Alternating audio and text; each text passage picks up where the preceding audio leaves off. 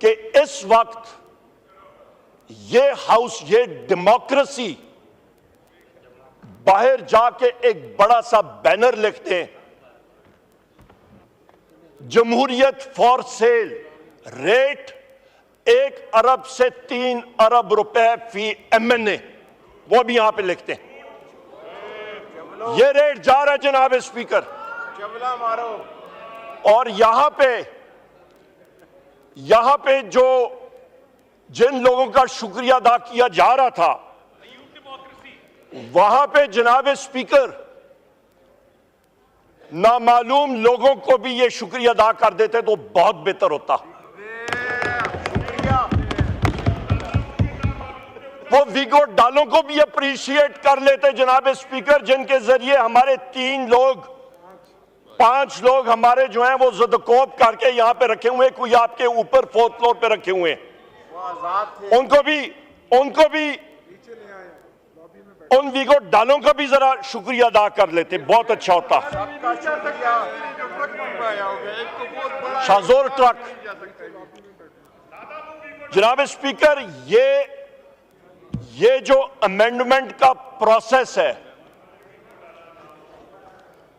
ये सारे का सारा प्रोसेस जहां से शुरू हुआ,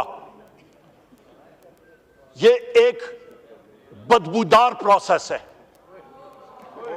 और इस प्रोसेस का जहां से ये शुरू हुआ उसकी भी जनाब स्पीकर मैं आपको इस वक्त बताता हूं वो ओरिजिन्स क्या थे। वो प्रोसेस यहां से शुरू हुआ कि जी प्लीज बात कीजिए, आप कोई मसला नहीं, हम बात कीजिए। जनाब स्पीकर, यहां पे मैं बात कर रहा था इस बदबूदार प्रोसेस की। जहां से ये प्रोसेस शुरू हुआ जनाब स्पीकर, उस पर जरा नजरसानी करें और ये तारीख का हिस्सा होना चाहिए। ये प्रोसेस शुरू हुआ जनाब स्पीकर जहां पे अदलिया पे ड्रोन हमला होना था। एक आजाद अदलिया को उसका गला घोटने का आज ये प्रोसेस जो है वो इख्तिताम पजीर हो रहा है। एक आजाद अदलिया को आप खत्म करने जा रहे हैं। ये वो प्रोसेस है, ये इसके मकासद थे, शुरू हुए थे, जो मौलाना फजलुर रहमान साहब ने अपनी तकरीर में भी बात की थी जलसे में, कि काला थैला था और काला सांप था। बिल्कुल सही कहा था मौलाना फजलुर रहमान साहब ने। जनाब स्पीकर, यहां पे इस वक्त आप ये अंदाजा लगा लें, जो ये हुकूमत अपने आप को कहती है, ये हुकूमत दर हकीकत पाकिस्तान की अवाम की सही मानों में तर्जुमानी नहीं करती, क्योंकि ये एक चोरी शुदा मैंडेट फॉर्म 47 लेके यहां पे बैठे हुए हैं। इस मैंडेट को पाकिस्तान की अवाम तस्लीम ही नहीं करती। जिन लोगों ने 1.5 लाख, 2 लाख वोट लिया था, सुबह उठे 9 फरवरी को उनको हरा दिया।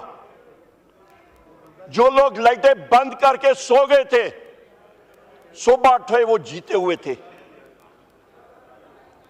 ये वो लोग हैं जनाब स्पीकर जो कि ये आईनी तरमीम 26वीं लेके आए थे। ये इनके हालात थे। दूसरी बात मैं करूं जनाब स्पीकर, कि जिस वक्त इसी हाउस पे, इसी डेस्क से मैं बैसियत ऑपोजिशन लीडर उठा और मैंने कहा जनाब स्पीकर स्पेशल कमेटी बनाएं, किस लिए कि MNAs के राइट्स और प्रिविलेजेस का तयन करें।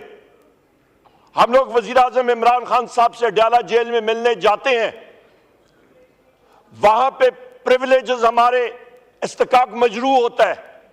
आपको मैंने खत लिखा, आपने उसको वापस किया, आपने कॉल को डिफाइन किया, आपने वहां से मुझे वापस उस खत पे लिखा और आपने कहा जी कि ये नहीं हो सकता।